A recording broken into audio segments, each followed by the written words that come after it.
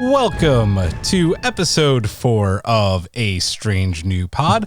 I'm your host this week, Julian, alongside my co-hosts Erik, Hawk, and Brittany. And I'm going to apologize right off the bat, just in case my voice is a little shaky this week. I'm getting over bronchitis. I'm still feeling a little under the weather, but we're going to give this the good old half try, full try. We're going to do it. This is going to be fun. Yep. It's episode 4. It's Pike's Place. What does that mean? It's all things Captain Pike, the man, the myth, the legend. I just get to talk about Anson Mount for an hour. I'm happy. We're really just here for moral support. That's all. Yeah. I mean, that's why I bring you guys along. That's why I did this whole thing. Just for Anson Mount. He's like Julian's episode. Yeah, exactly. As always, big thanks to Sam Dillard and Samo Studios for our awesome intro and outro music. So as I said, it's all things Captain Pike this week. We're going to talk about the original Jeffrey Hunter take and where his character maybe could have gone. I know we've talked a lot about the cage and the menagerie the past few episodes. And then we'll also talk Bruce Greenwood's take from the JJ verse and the Kelvin timeline. And finally, my man, Anson Mount, bringing Jeffrey Hunter's character to life on Star Trek Discovery. And now, whenever we finally get a date, Strange New Worlds. But first, I need to go replicate some coffee. And here's how you can too. Tired of fresh coffee that loses its kick and tastes the same as every other brand? Unlike coffee that sits on a store shelf weeks after it's roasted, Logical Coffee is made to order and starts with fresh green coffee beans. This Star Trek-themed coffee is roasted to perfection in small batches and sealed away in one-way valve bags as soon as it cools. Your coffee will arrive on your doorstep with the roast date right on the bag, so you know it's the freshest coffee in the Alpha Quadrant. A cup of warp drive? Make it so.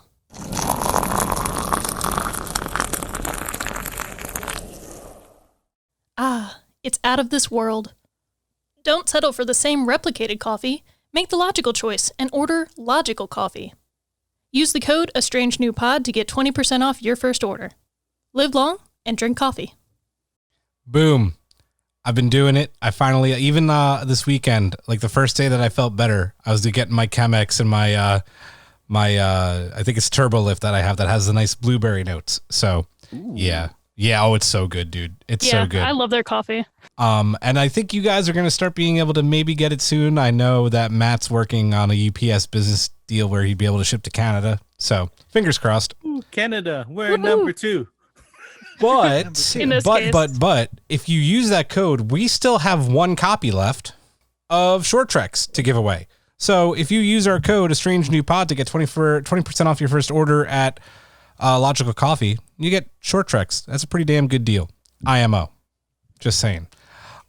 Before we get to Pikes of the Round Table, Brittany, I'm not even getting a reaction. I'm disappointed. No, I was really proud when I read the outline. I was like, who wrote this? Me from another universe? A mirrorverse? But then I was like, nah, it's Julian. I would like to see the mirror universe counterpart of Brittany Tomes. But that is not the loop I am throwing you guys for this week. This week, I'm going to ask, if you had to date one of these species, a member from one of these species, who would it be? A Klingon or a Romulan? Think about that. A Klingon woman in a heartbeat. Are you kidding me? I mean, I think Brittany's already got the right answer, but explain your answer. Well, sir, I've been watching a lot of Voyager. And B'Elanna, like, I could see it. Klingon women are very interesting, so. They're very feral. Yeah. Saw that episode. I mean, I guess it happens in a few, but I mean, if Tom can say no, yeah, maybe we can too. Yeah. Who's next? Who would you date? Hawk. Oh boy. Probably Romulan woman. My explanation? I don't really know. I know they're cold. I know probably she's going to kill me at some point because it's her mission. Probably because they're cold. It's cold. I'd be. I don't need love. I just need a partner. So yeah, it'd have to be Romeo woman in that. Yeah, I guess the hard to get attitude is probably what. Would it be Sela? Hey, would it be Sela? Could be. Or what was the name of that? There was one Romulan commander in TNG. Do you remember the episode with Troy and that where she woke Oh up and yes, where she woke up and she was a Romulan. Great episode. But Yeah, I don't remember fantastic. the Romulan commander, and that was fantastic. Yeah. indeed. Erik, who would you date? Oh well, I have to go with Romulan. I think, yeah, purely because of Narek in Picard. Yeah. I think you guys are just afraid of Klingon women. Well, no, it's the new mind meldy thing that he can do some magical things. Magical. You want those magical head vibes while you're getting Romulan. I'm going straight And- stamina here. Straight stamina. And Brittany, I think you're a little spoiled. You chose the B'Elanna Torres and that, half human, half Klingon. Not and her that, specifically. That was an example. But I still have a lot of memories of Lursa and B'Etor in that. So I was about to That's say, I true. was about to mention their names. For Add me, into those ridges. yeah, it's very easy. I would Or the never date a teeth. Romulan because Yeah, they right. lie. All Romulans do is lie. That's their whole job is espionage. So You'd feel so Um, good about always pleasing them then. Narissa can lie to me all the time. I guess Narissa could lie to me all the time. I guess the one thing I'd say is I would have no problem calling Laurel mother I'm not surprised. all day. I'm gonna be honest. Wow. Yeah. We're going to unpack that later. I love the yeah, Klingon women easy. Dude, Klingon women are fierce. Klingon men are fierce for that matter, but yeah, we will bathe knee deep in the blood of our enemies, Laurel, from the finale of Disco season 2. Yeah. Wade knee deep in the blood of our enemies. So 2 for the Klingons, 2 for the Romulans. I And like that's it. just foreplay. Oh. He's like, first we'll wade knee deep in the blood of our enemies, then. Oh, we wait, shall knee deep in populate. something else.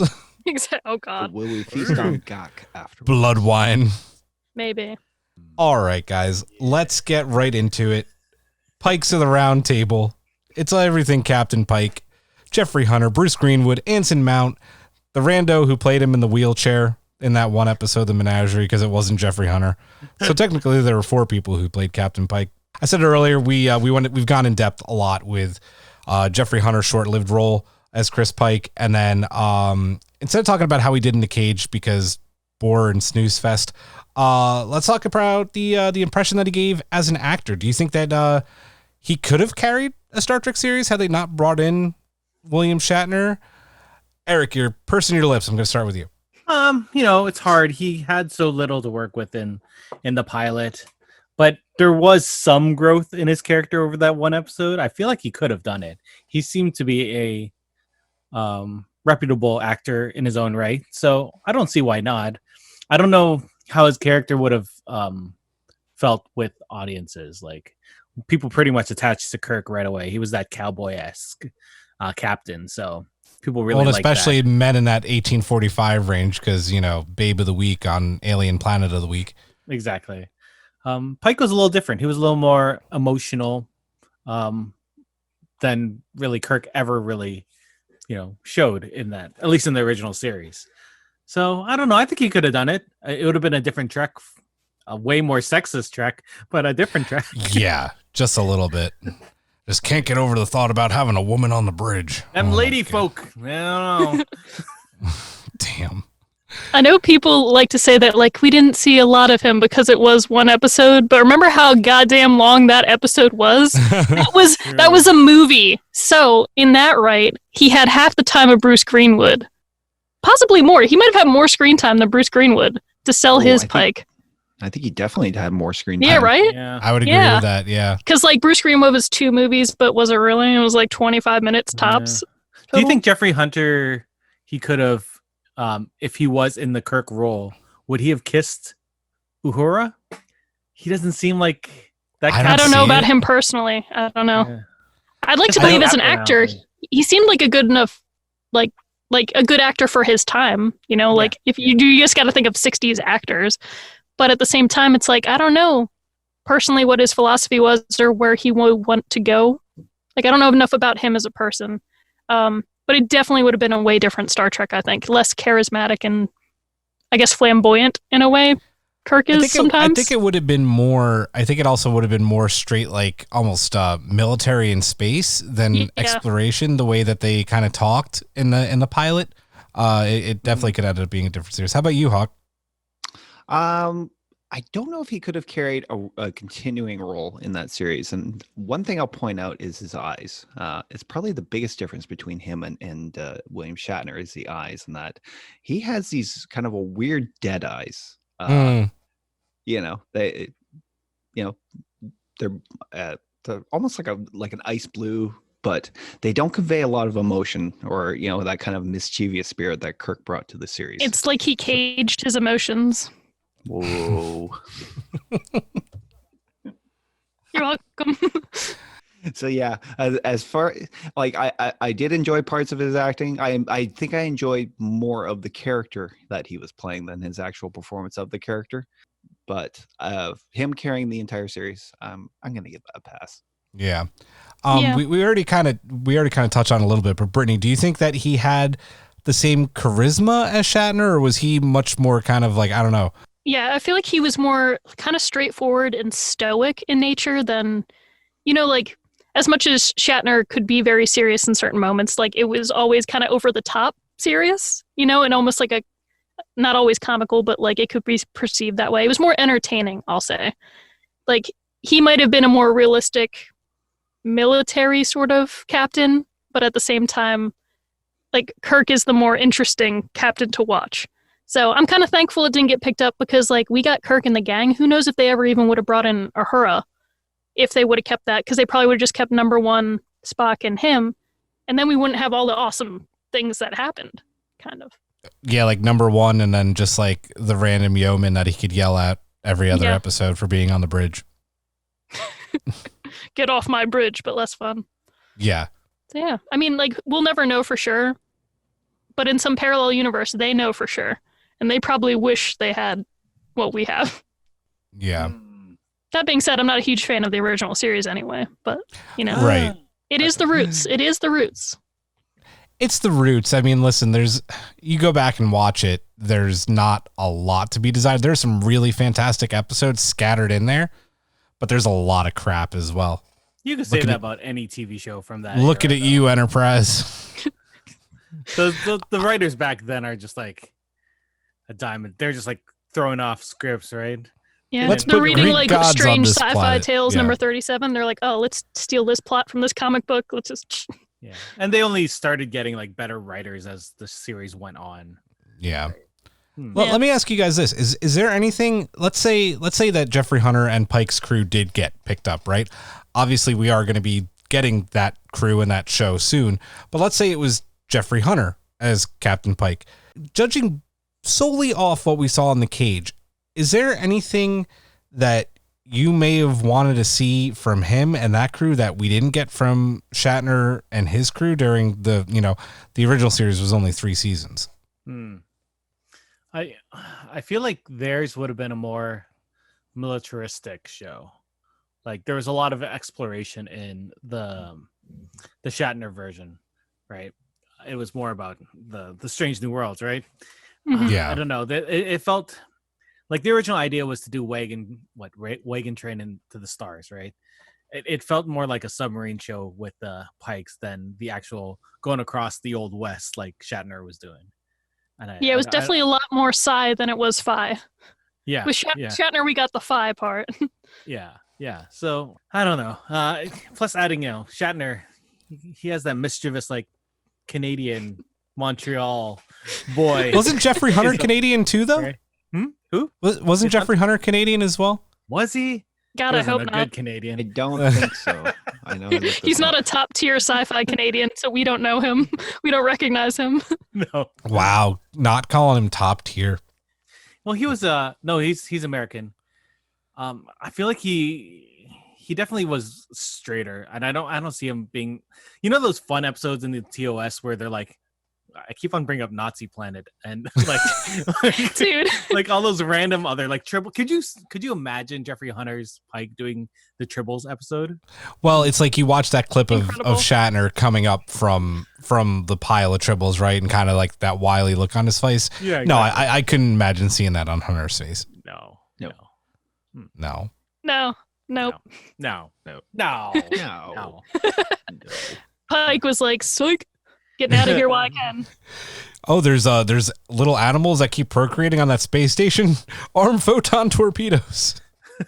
He would have just blown that shit Get rid up. of it all. Yep. Oh God. No Band-Aid, just obliteration. Love it. Does anybody have anything else they want to touch on with Jeffrey Hunter's take before we move on to the next Pike? It's weird. Like, I'm just looking at Jeffrey Hunter's IMDb page, and like the amount of like westerns and other like those types of stoic roles he had, like they're just notches on his belt. There were so many of them. Yeah. It would have been interesting to see his take. I feel like he would have done a good job, but it would have been a totally different trick. It should have been like a space western, then he would have been fine. Yeah. You know, like, I see you're around here trying to wrangle my cows on Mars. You best be stepping before I shoot you with my ray, and it's not set to stun. You know what I mean? By the way, do you have any horses? Yeah, I love horses. Perhaps a miniature horse. It would be like a serious version of Firefly. That'd be weird. Yeah, that would be even worse. Yeah. But who knows? You never know. It might have worked for the 60s. People love John Wayne, so. That's true. Yeah, but again, like as mentioning, like he's mostly famous for doing like westerns and being the cowboy and that. He's already kind of typecast into a certain role. Probably he even knows that at that point, and so he plays off it. I think if I remember correctly, what brought William Shatner to Roddenberry's attention was his performance in the televised version of the Trial of Nuremberg. Oh, okay. Yeah. So I think Shatner approached it with a bit of broader range. Did Shatner do Twilight Zone before or after Star Trek? Before. Yeah. Because he was good in that. He was in a couple episodes, if I'm not mistaken. He was in the really famous Golem episode. Oh, that's such a good episode. On the plane. Yeah, the plane. Yeah. Terror at 30,000 feet. Was he in the first one or was he in the second one? That was the second Terror at 30,000 feet, I believe, if I'm not mistaken. No, remember. That was the original. Not sure. Was it the original? Yeah. Okay. Yeah. All right. He Shatnered the glass ceiling. Ooh. And all of our expectations. I applaud that. Well done. So, except the stand-in they got for the menagerie, no one played Christopher Pike or really heard of Christopher Pike until they started casting the 2009 film. When I heard that they were going to be bringing him in for that, I was really excited. I'm like, hey, they're going to do something with this character. He's an important part of canon. And they cast Bruce Greenwood, and he took like no source material basically and made Chris Pike his own into like a really good rendition, very different from what Anson Mount did, but still really good. He becomes basically the father that the Kelvin Timeline Kirk never had. What do we think of Erik? I'm going to ask you because you didn't even know he was in the movie. You don't think I was going to come back to you? I did my Canadian boy wrong. Sorry for Greenwood. How do you think he did with the character? I thought he was good. He was more of a, like we were talking about it off mic, and he's very straight laced, like as a military person. He seemed more. I remember when they were filming 2009, I think J.J. Abrams said that he didn't want the actors who weren't really familiar with the roles to, watch the original people. They wanted their own take on it. And I don't feel like Bruce Greenwood really took anything, but there was so little for him to work with. But I still think he was really good. But he was more of that militaristic person. He seemed straight-laced. He didn't have that. He had the smile, but he doesn't have that mischievous smile that Anson Mount has. I don't know if that's just my love. That makes perfect sense. He doesn't have the Anson Mount gleam in his eye. Yeah, but like the first meeting with him and Kirk in the bar just seemed perfect for that version of Pike. And you okay, son? Yeah. You whistle loud. Yeah, I love that part. It just seems weird. Just going off of that 2009 timeline or the Abrams Kelvin timeline, that it doesn't seem like he has gone through the events of the Cage, right? Oh yeah, absolutely not. Yeah, it's a different Pike, but it still feels the same, I guess. I like him. I like Bruce Greenwood and everything he does. There we go. Yeah. How about you guys? It's Pike uncaged. Yeah. Yeah. Get it? Because you got a little more wiggle room? Yeah, I know. But did he though? He didn't really have to say much. No, not really. Like, for me, he's also very, like we said, militaristic. Like, I feel like if they would have given him this script and removed the Star Trek elements, like the character names from it and maybe some sci-fi references, this could have easily just been another, like, military movie, and he would have been a general, like this renowned, Right. you know. So I feel like that's what he was playing, because that's something, you know, most actors at least would be familiar with, especially someone his age. And, you know, I'm sure he's been offered many different military roles throughout his career and things like that. So that's kind of how it felt like that path that he went, because it's familiar, you know. Was he actually a father figure for Kirk though? Like, Yeah, He was a absolutely. a little bit, right? But Yeah, I don't know. he was Well, a little bit. I think he was, and you have to imagine that they were very close, and that Pike was watching him closely while he was at the academy. But Brittany brings up a really good point about, and both of you bring up a good point about him being very like straight-laced military man, because, you know, immediately the first thing that Pike says to Kirk is enlist in Starfleet. You know, you could settle for a less than ordinary life. Joyce Starfleet, Kirk's like, man, you guys must be low on your quota for the month.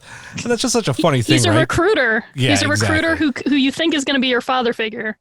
Yeah, Except but he does end up being. He kind of was, yeah. Yeah, especially in Into Darkness. But we'll talk about that in a few minutes. But I Hawk, don't know how about if you? it's What? just him being a recruiter. I think he saw potential in Kirk, and having Well, he knows who done he his- is. Yeah. and having done his paper or his dissertation on his father. Yeah. I think he understands that, because the Federation is so important, that he went into that whole "we're a peacekeeping armada" spiel to Kirk, and I feel like he's one of those true believers, and that's what came out of him. Yeah. Yeah, I there we go. definitely like the twist, and I feel like the twist made sense for the changes they were making in that timeline.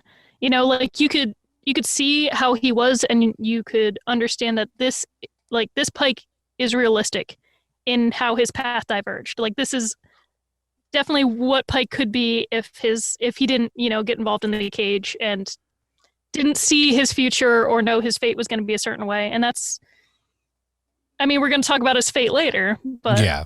I mean, it was cool. Not done wrong. He did. Hawk, do you have anything to add about anything you liked about his character, or like about the take from Star Trek 09?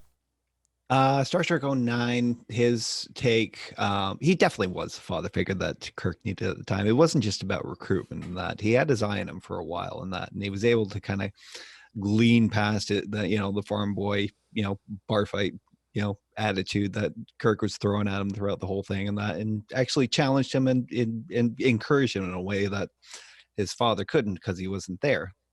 So he was so necessary to the story in that, because of the path that they had chosen. Killing George Kirk at the beginning of the film, having him grow up without a father. So Pike, he filled such a necessary role, and I think Bruce Greenwood, he brought his own thing to it. Yeah. He's not an overly emotional actor. He's always good for like a character, like he did fantastic JFK, I think 13 Days. Yeah, if anybody remembers that film. Yeah. Low tempo, low tempo, all business. But I really enjoyed his performance in it. Yeah, just going off that, Hawk, he didn't have his eye on Kirk at that point, because he said that he was surprised that who he was when he pulled up his file after the bar fight, right? So it wasn't like he had kept his eye on before then. It was that point. Though I do wonder if he was, and he was just keeping quiet. He just had never seen him in person before. But I do wonder, is like, whatever happened to James Kirk? I should like keep some tabs on this kid, because you'd imagine, I mean, he had some tabs, like 20 open on his computer for all those files. Oh. He was like track record. YouTube page. When you do a big project on something and then you're you have, finally like, done your 50 research, you tabs can on. close them all and you're Yeah. like, oh, thank God. I'm not gonna lie, I have like 20 open right now. Blessed. And they're just all going about- Tuesday night. They're all Anson Mount. Just different pictures of no beard, no beard. him on a horse, him not on a horse. I just want to go off topic and say, because you mentioned it, Hawk, killing off George Kirk early in Star Trek 09. That's still got to be between this Michael Giacchino's score and the way that his death and Jennifer Morrison having, the baby on the shuttle was filmed is just absolutely spectacular. One of my favorite shots to date.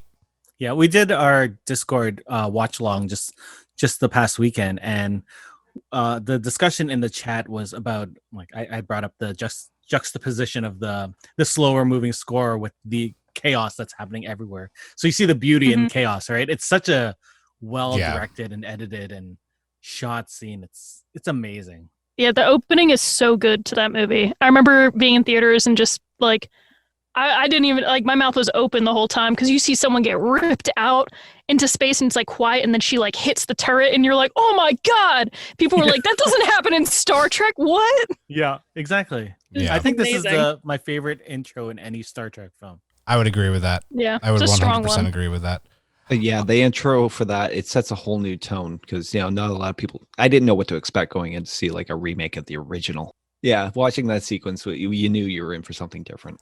Yeah, it was just really cool, right? Because it's starting like you're hearing like the doo-doo, doo-doo, doo-doo, doo-doo, and then you're hearing radio comm chatter. And I'm like, oh, that's a neat little touch. And then all of a sudden, oh, what you're reporting, a lightning storm in space, that doesn't make sense. And I'm like, yep, yes, sir. That's why we sent it. I was just sarcasm. like, yeah, shit's gonna hit the fan. Speaking of shit hitting the fan, did Bruce Greenwood's Captain Pike, or Admiral Pike at this point, get the shaft Into Darkness? Yeah, he did. Yeah, I don't think he had to die that early, but they did it. Yeah. I don't know. It just seemed like a crappy way for him to go. Like, we had known Pike being that heroic person who sacrificed himself to be in that For ship, cadets, right? yeah. In this one, he just gets shot up by non-con in a spaceship, and as he's sitting at a desk, right? It just seemed like a crappy way to go. It's just, no. Do we warriors. call him Conberbatch? Ooh, Is that the correct Ooh, term? I like that, actually. that's good. Right? Yeah. I just came up with that now. Oh my God, Yeah. I need to tell the internet. Though I will say, Into Darkness is my favorite Captain Pike moment from Bruce Greenwood's. It's after he's like, what's going to have to happen now? They've taken the Enterprise from you. And then Kirk's at the bar and Pike sits next to him. And he's like, it's going to be okay, son. Like, I went to bat for you. They gave the Enterprise back to me, but you're going to be my first officer because I got your back. And that's where I get like the whole, he was really a father figure. He didn't have to go to bat for Kirk. Kirk fucked up big time. Like, that on Nibiru, like, they're worshiping the Enterprise now. End of story. They did the right thing, but Pike was like, I know this kid. He's good people. You're going to be fine. We're going to get through this together. And then he goes out like a chump, which sucks. Yeah. That movie. Having said that, what would you guys like to see, at least in that? Would you like to have seen him survive that film? Would you have liked to see something? What would you have expected to happen in that film? How would you have liked it to have gone? I feel like if he had gone out saving someone or trying to save people, that would have been, I would be fine with him dying Into Darkness. But the way he just died out of, I guess, necessity for the plot to move forward to this revenge plot, it just, it felt wrong. Yeah, they female charactered him real hard. Like, when like the female love interest has to die to further the man's plot. Like, that's what that felt like. They're like, oh, Kirk has to learn. He's got to be humbled somehow. Let's kill his father figure.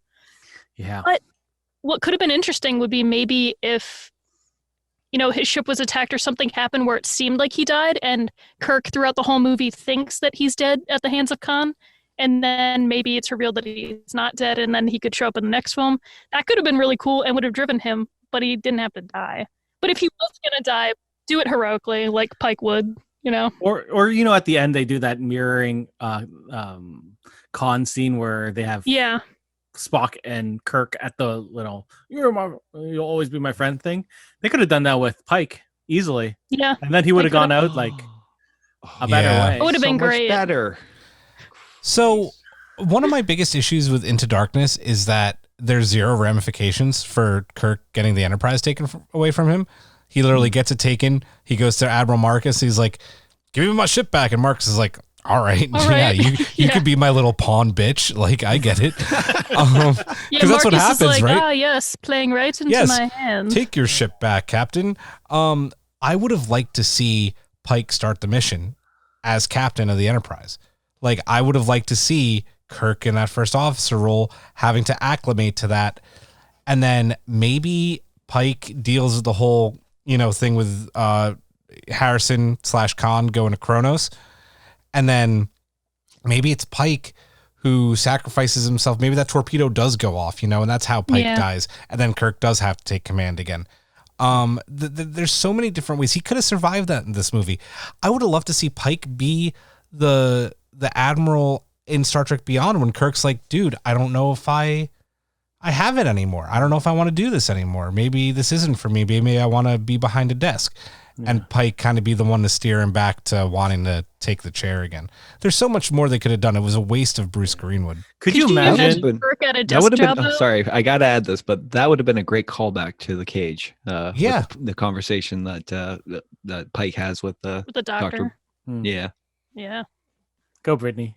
I was gonna say, could you imagine Kirk at a desk job? It would be like beyond the printer, or like beyond the kitchen, like No. Star Trek, beyond your supervisor's desk. I was just I saying, could never see Kirk there. No, seriously. No.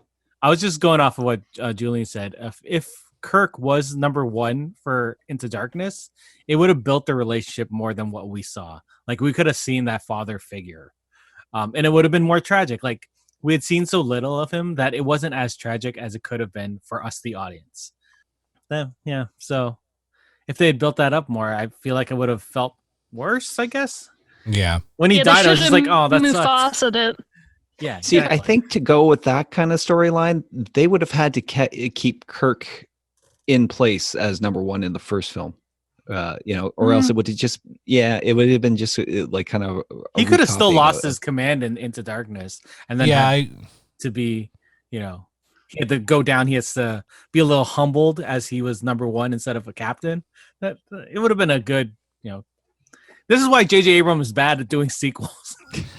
J.J. should only do first films of things. Movie. Yes, end of story. The first season of a show. He's like, first film, and first then season. Bring in Ryan Johnson. He could just be the idea person and someone else will write it. I'm fine with that. He could be like that George too. Lucas, right? Yeah. That's what the first J stands for. George. The problem is that,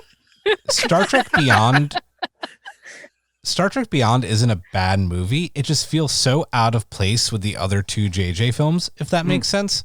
It feels more like old Star Trek. I love Beyond. Beyond feels like. Yeah, I love Beyond too. Beyond's like, I think, my favorite of the three, and that's not even just because it has Sophia Boutella in it. I just think it was great. another excuse for an action director to destroy the Enterprise, which made no sense. Okay, yeah, I can It see had that. the humor of old Trek, though. That's what I really liked. Bones and Spock were great, and it had together so in that much one. motorcycle. And motorcycle jackets. Where did they come from? Who knows? Don't you know there's replicator, Starfleet duh. issued motorcycle jackets out there? I feel like if Simon Pegg had written all three movies, they would have felt more like the old series. Mhm. Dude, I wish. I love him. Yeah, he's so good. Well, Bruce Greenwood, we hardly knew ye from the JJ films and the Kelvin Timeline, but you were a good Pike, sir, indeed. Finally, the man that hopefully we're going to be talking about for years to come on this show, 7 seasons. Give us 7 seasons. And a movie. And a movie. Anson Mount, picking up where Jeffrey Hunter left off. Again, not a lot of source material to go off of. But, dude, he picked up that mantle and just stayed true to the OG take, but also made it just completely his own, which he had to do if he's going to, run a series for some time to come. Let's talk about some of our favorite season 2 episodes of Disco that are Pike centric. Like, if you told someone, oh, you want to get to know Captain Pike because you're going to watch Strange New Worlds, what episodes of Disco would you tell them to watch? Oh, good Lord. The first one where he shows up, gonna say, because he well, just episode commands 1. it right away, right? No nonsense, but he still felt the same way. And he still had that humor. Oh, man. All of it? Yeah, pretty much all of season 2. But like that first episode right away, you're like, whoa, this is Pike? And then you're like, this is Pike. I'm good with this Pike. But then I think the ending of the season is super strong for him as well. Like, I think it's like 12 through 14, the finale, because like you're seeing him deal with a lot. And it's kind of setting up, I mean, we already know he's a good captain and we like him, you know, as an audience, because we see how he interacts with like Michael and how much he cares about Spock, even though like, you know, he's kind of like fatherly to his crew, which is like a nice, you know, twist instead of just being super, I guess, Bruce Greenwoody, or I guess Jeffrey Huntery, to be fair. But yeah, it like really sets up where this hopefully next show is going, and you kind of want to see like more. You're just like, Pike has seen some shit. He's going to deal with some shit. I want to be along for the ride. So definitely episodes 12 through 14, 100%. I would also very much recommend episode 3 of Short Trek season 2, Astronaut, where he pretends to be that was a spoiler. But he pretends to be a prisoner of war. And he's sort of testing that ensign the whole time. Oh, such a good, well-acted scene between just 2 actors. So for me, I still haven't done my season 2. I haven't rewatched it yet, and so I've forgotten quite a bit of it. It's been about almost 2 years now since I've seen it. So still the most standout is the episode where he got the time crystal and saw the future. Yes. You know, if you need one episode in which to gauge your take on him as Pike, then that's the episode. Seeing his future, knowing how horrible it's going to be, you know, not knowing when it's going to happen, but that it most definitely will happen, being told as such, you know, by the Klingon cleric, and still, no, I have a duty to perform. Let's Such get a on brilliant scene too, because, you know, L'Rell tells him beforehand, right? Like, no Klingon, let alone human, has ever walked off this planet with a time crystal. And I think at the beginning, L'Rell's like, silly, puny human. And by the end, both the cleric and L'Rell have a very large amount of respect for Pike by the end of that episode.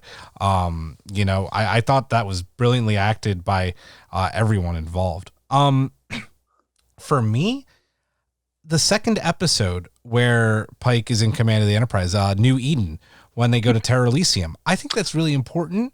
Because it gives you a little bit of Pike's background. You know, his father was, I think, a religion professor, or he was he like a theologist or something. So like religion was something, even though religion's supposed to be abolished in Star Trek, like something, you know, religion is kind of something that Pike grew up with, and he knew kind of how to work with the people of this planet. And, you know, you get to kind of really see him.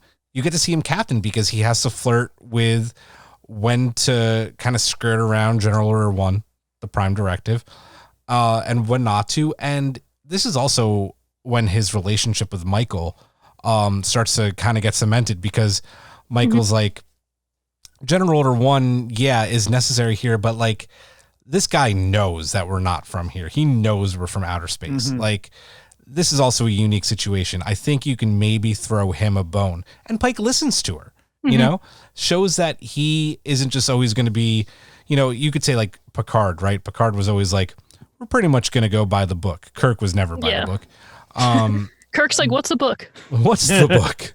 And where can I throw it? I think one of my tribbles ate it. Pike would be like that nice in between of both of them. Like, that's such a good balance. And even in the middle of the season, as much as it's so much about, you know, finding Spock, like what's going on with him, and also Michael trying to determine like all these different, you know, signals that are happening, he still has these really great moments, even when the plot's not necessarily focusing on him specifically, but with how he's dealing with the decisions that he makes in regards to helping Michael on her journey. And he even says that he loves seeing her grow as a person, and the respect with her. Like, he has so much great dialogue, how he interacts with Tilly even.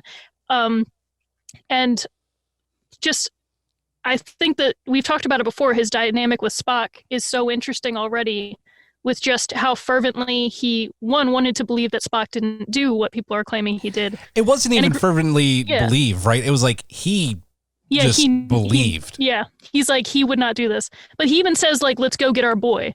Like, to Michael, Spock's mother.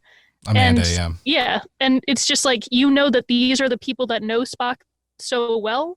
And he only knows because Spock has served under him. But, like, this is literally his family now and him all conferring together that this is not the Spock we know. This is not what Spock would do. So, like, we're ride or die now. So it was really interesting to see that even when he's, you know, taking a step back, he relinquishes control in a way that helps other characters kind of like present themselves and like rise to the occasion, which I think is cool. One more, I think, episode that we absolutely need to talk about when it comes to Anson Mount's take is episode 8, which is If Memory Serves, which is a really great title because it's a throwback to the original series. This is when Spock and Michael go to Talos 4. Oh, yeah. Yep. And they're there with the Thelosians, and Pike is reunited. I'm going to forget her name. Is it what was her name? Oh, that lady. Vera. Yeah. Vera, thank you. It was Vera and Vina. Vina. That's right, Vina. There we go. The reason I bring this close up enough. is because when Vina projects herself onto the Discovery, the look that Anson Mount gives is just like, holy shit. Like, you just feel that he knows exactly who this is and that this is a continuation of The Cage. He played it so perfectly. I thought it was extremely well done. Yes. Yeah. It was both like he saw a ghost and like somebody that he loves, you know, like he's taken aback that she shows up, but it's also that connection and he knows exactly why, because she is a projection, you know. That's really awesome. Yeah. So cool. A+. I believed it. It was believable as an audience member. Yeah, for sure. Yeah. I was like, thank God we don't have to watch The Cage again, but I believe that he I was would watch a version of The Cage with him in it. Oh, This whole 100%. cast. You know Yes. why? Because it would amount to something. Because I only trust Mount. Wow. Oh my God, Brittany. Well done. I'm but being oh my relatively God. tame this episode, I think. That's something. It's true. It's true. Yeah. You threw him. You threw him. I really You did. broke He's me. Before we move on, is there anything else that anybody wants to talk about from season 2 of Discovery, specifically Anson Mount's take on Captain Pike? I think personally, I've been thinking about this for many years, but there's not many casts that I would like to see turned into a movie version of Trek. But seeing Pike's, like Anson Mount's Pike and Romaine's number 1 and Ethan Peck's Spock, I feel like they would make a great cast on the big screen as well. Yeah, Yes. that would be cool. Like, there's not many casts. Like, I couldn't see Enterprise going up there. Voyager maybe because Janeway's badass. Yeah, but I feel like her side characters, though, you know, like, Yeah, they wouldn't. do you want to see Neelix on the big screen? I do want to see Neelix on the big Neelix. screen. I love Neelix, but I'm just saying, You don't like, want to I don't see know. Jerry Ryan in a skin-tight suit on the big screen? Had Hold to, on. sorry. Hmm. I know what Brittany's I'm not thinking. wearing my heart rate monitor right now. But, God, now I don't remember God damn it, Julian. Oh, who's thrown now? I pictured it and I got distracted. We all did. The general public would not be prepared for that, I think. For Yeah, Voyager Voyager. isn't as Not for Jerry Ryan. She's great. Yeah. I'm done. You threw a wrench in my chain. What's great about the trio of them and whoever they get to do their surrounding cast and the rest of the bridge crew, which I'm hoping are the people that we saw in the finale, because yes, 100%. They can carry 7 seasons of a TV show and they absolutely could carry a film. So I'm with you. You guys know how I feel about Anson Mount. I hope that episode 1 of Strange New Worlds shows him coming back from shore leave with a big ass redneck beard. I needs it. Yes. I don't know, Yes. man. No, it opens could up with have an him on a episode. horse. Or on a with horse. a beard. Either way. He's Yeah. like, this is a holodeck program. Majestic. Did they have Wow. holodecks back then? They Probably had not. I don't know. projections. They had something. Hmm. They had Ryza. And Tribbles. Yeah, it's true. Maybe he could come off of like a holodeck projection in that in the same character as his Helen Wheels character. Oh, Ooh, yes. Him in That's a that deep hat. Yes. Get him that hat and get it. Hey, great reason to ride a horse. Just saying. He does love There you go. horses. Pike doesn't need any reason to ride a horse. He will do it. True. He will mount the horse On our- and ride. On our Facebook page, we had that question: what section would you want to see? I want to see the horse section of his Enterprise. You know it's there. He's got a stable on board. Yeah. I want to see his bedroom with all his little horse knickknacks. Yeah. Okay, guys. We have a lot more to talk about with Captain Pike because we asked our listeners, and that means it's time for the mailbag. Hailing frequencies are open. And our mailbag is courtesy of our awesome Instagram followers this week. We've kind of been trading off the mailbag between Reddit and email. And it was Instagram this week. And we asked them which take of Pike did they like better. And we'll just go around. I'll start with you, Erik, and we'll go down Hawk, then Brittany. Why don't you do the first one here? Well, number one is from Tellboy9999. And he said, they are all great, but Anson's new show, I think, will be amazing. I feel like we agree. I think that's why we're here. Yep. Yep. Yep. That's why we made a whole podcast for it. Exactly. I love that there's not even like a date yet. They haven't even filmed anything for it. It's just been announced, and we're just like, Let's immediately- talk about it now. Oh, we're just fanficking it all the way. Hey, That's what Star Trek is. that's all Star Trek. But I do think it's going to be amazing. Like you were saying, like this cast could carry a movie. They're going to carry a show. It is. They gonna be carried a amazing. season of Discovery. Yep. Yeah, exactly. Yep. On to you, Hawk. So hopefully I'm pronouncing this. Mark Martini said Greenwood was a great casting, but Anson Mount perfectly captures what Jeffrey Hunter started so long ago. I can't wait to see more of his Pike. Agreed. Yeah. Wholeheartedly. Yep. And Greenwood was great casting, right? He didn't look much like Jeffrey Hunter, but again, I think you said, Erik, that JJ wasn't really wanting people to look at the source material. Yeah. Or He played even- a Pike that lived past, the youth, basically. Yeah. So, like, he was an older Pike that we luckily got to see. We don't know if we're going to see an older Pike like that again, depending on where they take this new show and if he Exactly. That's a has good the same point. fate. Yeah. Yeah. So He'll we have might the be same we didn't thankful. even I feel like we they'll didn't have really the even same. talk about that, right? Yeah. Like we didn't talk about the fact that Greenwood's was like older. He was definitely a lot older than the Pike that we saw in the original series. He survived, he didn't have that fate. So Yeah. My Brittany. turn. Okay, so this is from LJ David 56, who said, I liked Bruce Greenwood, but he didn't get a lot of Pike time in the movies, obviously. Yeah. Anson Mount got a whole season of interaction with the crew, making him my favorite. And you know what? I agree, LJ. Yeah. I'm pretty sure 100. Pike Yeah. is Anson Mount's Pike is my favorite captain out of all of them now. Out of all the Pikes or out of all the captains? Out of all the captains. Yeah, I'm worried that he's going to Wow. become my favorite captain too. Like, I'm trying to like keep him at bay until I see him. I know, me too. But just after that season, I I was love like, him. "Ooh." Loved him so much. I know. I don't want to say that because then it's like, holy shit, like that's a moment. Like that's making a big switch, but man, do I love him. Yeah, I think it happened on my second watch through of Discovery because I just finished watching Picard, and that season ruined Picard for me. Oh, yeah. So I was just like, okay. Well, about you, Hawk? Yeah. We're all just dreaming not of even- Anson. Oh yeah, but for me, I'm gonna reserve my judgment in that until the scripts, because we love his performance and everything in that, but I want to see where what the screenwriters do with the stories and that. That's fair. Picard You know what- soured me. Picard soured me a little bit on the team they have behind these projects, and that they really phoned in the finale. It ruined like what was a good season. So I'm gonna reserve judgment until I see the scripts. Get a few episodes in and that, and because that's a Hawk tall and I order. are very much on the same wavelength when it came to the Picard finale. Oh, Yeah, I think out of when we talked about it together, I think it was 3 out of 4 of us that really disliked it. Yeah. Yeah. Yeah.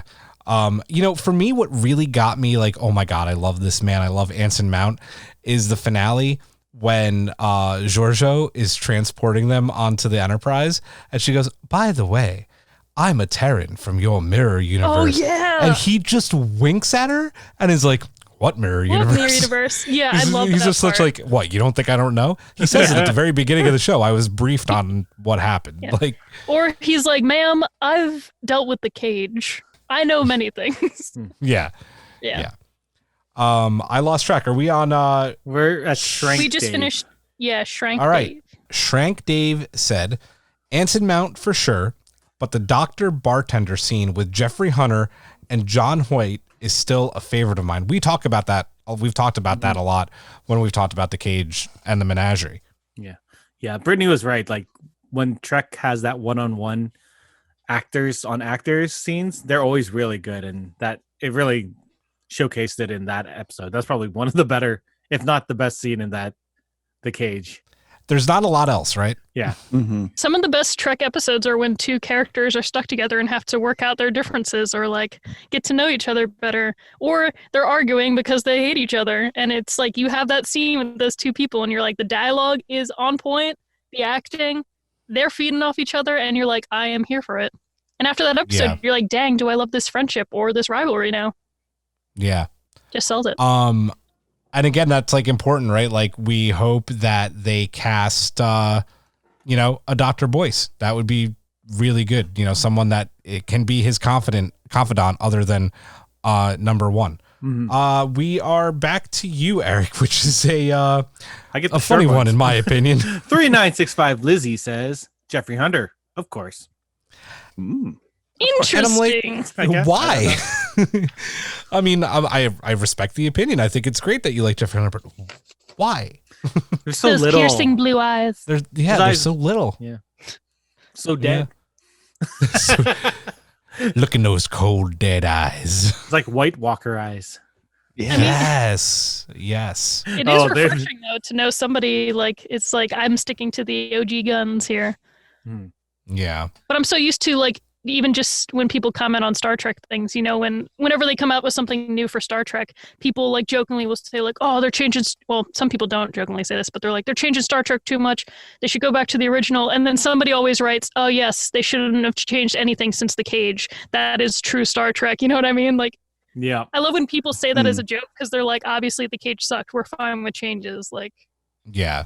so, but yeah, And it you love Jeffrey. disregards 50 years of Star Trek that came after.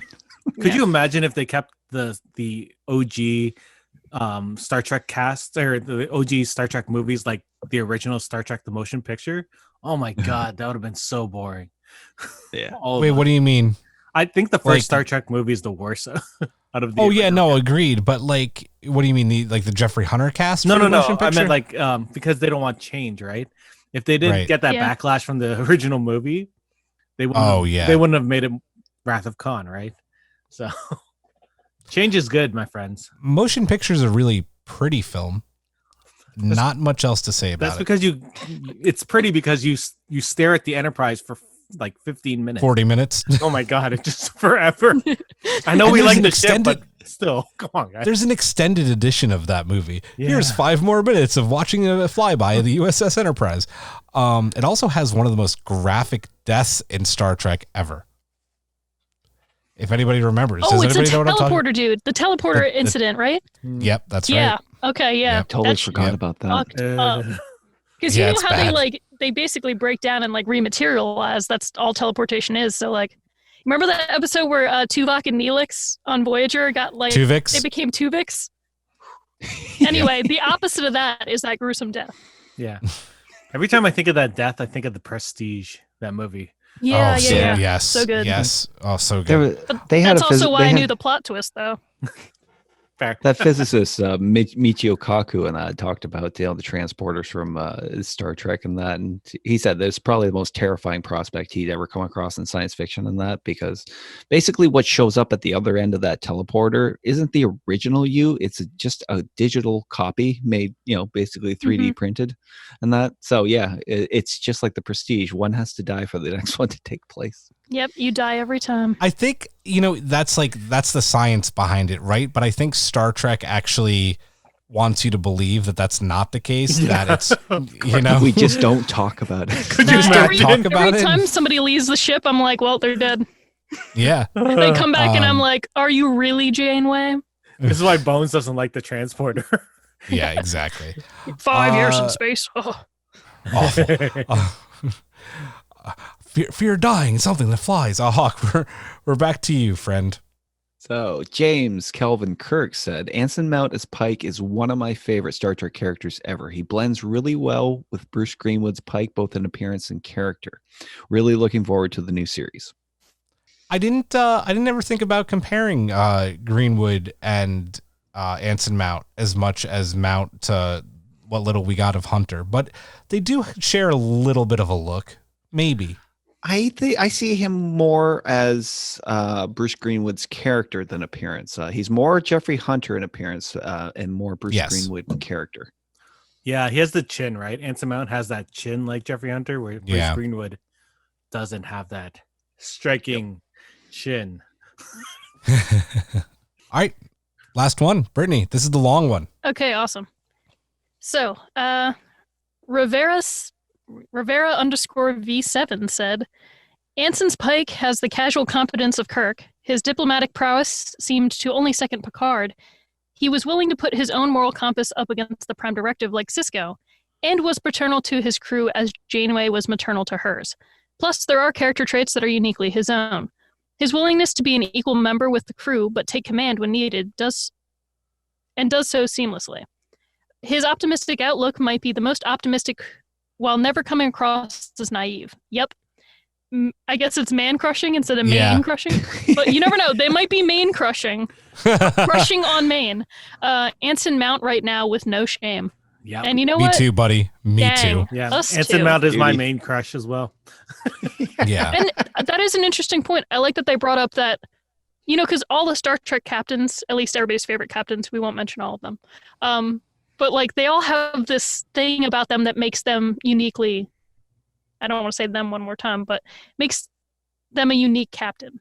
You know, there's a certain thing that makes you a Star Trek captain. That's why I like Bruce Greenwood, as good as he was, like still didn't feel to me like Star Trek captain. He felt like a military captain, you know? So like the fact that he shares all these commonalities with some of our favorite captains, but then also he's bringing his own uniqueness that might be that little bit that's putting us over the edge and he might become our favorite. You're going to have to pry Sisko out of my cold dead arms, but like it might happen. Well, and I really liked the comparisons that Rivera here makes to both Janeway and Sisko, right? Because, you know, right when he lands on the bridge, Pike's like, don't give me your ranks. They don't matter. Like, he is being paternal to them, right? Like, he gives, you know, he calls the con officer Owo instead of her full name, you know? Oh, whoa. You know, it's just like he's, you know, he cares about his crew. They're not just, you know, pawns, you know, like, you know, when we had season 1 in Lorca, right? Like Lorca, they were soldiers, right? He like, had you're my issues. soldiers. Yeah, well, Are we ever going to see Lorca again? Prime Lorca. Yeah, no, Prime Lorca. So. Someone mentioned that, I think, in some of our Instagram comments. Would love to see some Prime Lorca. He's supposedly dead, but no one's ever dead in Star Trek. No one ever really dies, even when they go through a transporter.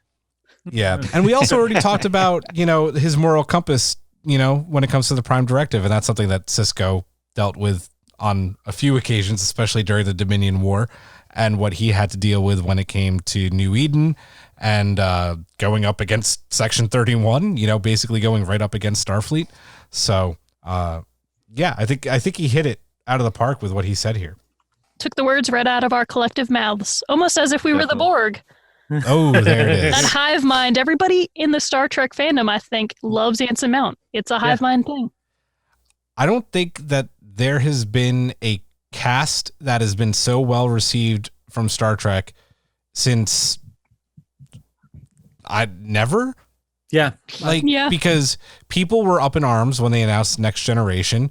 I'm sure there was some racist bullshit when they announced Sisko for DS9. Oh, for sure. And don't get me started with the misogynistic, sexist bullshit that happened when they announced that Janeway was going to be captain. Bakula got a bad... Enterprise is another white dude. No, he got a bad shake because they had such high expectations because he was on Quantum Leap that they didn't... you know, that they didn't like give him a fair shake. His his character is not the same as he was on Quantum Leap. You As have much to as he get can make separate. quantum leaps in Star Trek, it's not the same. Yeah, but people. Plus, they were trying to do new Trek. Then let's not put a orchestral beginning to this show. We're gonna put Rod Stewart. Yeah. It's been a long road. Getting from there to here. Okay, we're not I'm doing so that. glad I still No, haven't we seen are that show. It's a good show. Um, Give it a chance. I'll get there then, after you I know- finish Voyager. I'm But going. finally, we know how people feel about Discovery as well. You know, people are still shitting on Discovery. So, but dude, the minute that this show got announced, there has been no backlash. Like, people want these stories. People want Strange New Worlds. They want Star Trek to be that Planet of the Week Star Trek that we haven't had in a really long time. So it's great to see people so excited for the series. It's Star Trek. We want to trek among the stars. Yeah, I Boom. think the season 2 of Discovery really put it on a good path, right? I think Discovery Yes. season 1 was still trying to find its place in the world, but season 2 really knew where it was going. Yeah, agreed. Well, we are going to just keep diving into it on our next episode. We did Pike's Place here, everything Captain Pike, and next week, or in 2 weeks, we're going to do everything Spock. That's going to be a lot of source material, so do your studying, guys. We're going into the original series, we're going into the movies, we're going into disco. It'll knock your Spocks off. It will. Shut up, Wesley. I'm No, that gonna one was a cry. good There's one. so much Spock. It was a good one, but it still deserved that. Oh my god. But everything Spock, maybe we'll just name that episode Spock Socks. I don't know. This is We'll good. see. This has the makings of our most controversial episode yet. Spock is I such. yeah. He's so beloved. Yep. Yeah, and like as far as actors and that, we're going into canon and that, and so I expect to hear from our fans. Well, if you want to email us ahead of time for that episode and tell us your thoughts on Spock, your favorite iteration, favorite episodes, favorite movies, do so. You can email us at astrangenewpod@gmail.com. You can also hit us up on Instagram, Twitter, Facebook. We had some great interaction from our Instagram followers this week. So thank you to those who answered our questions and interacted with us. It was absolutely great. So we will be back in 2 weeks with everything Mr. Spock. So for Erik, for Hawk, for Brittany, I'm Julian. Live long and prosper.